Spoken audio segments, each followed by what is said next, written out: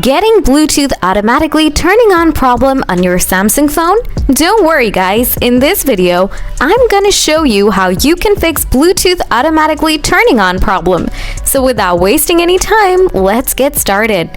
Before you follow anything, open Setting, tap Connection, scroll down, tap Mobile Hotspot and Tethering. Turn off Bluetooth tethering. After that, try the following guide. Solution 1. Turn off the location scanning. Open Settings, scroll down, find out Location, tap on it, then tap Location Services from the bottom. Turn off the Bluetooth scanning. Solution 2.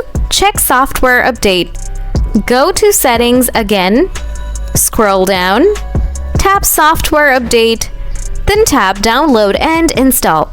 If you have any update available, then install it. If you still have the same issue, then follow the last solution. Solution 3. Reset Bluetooth settings.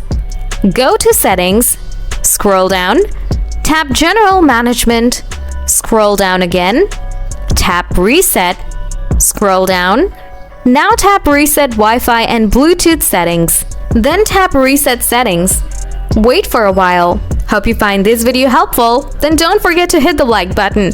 If you have anything to ask, let me know in the comment section below. Thanks for watching.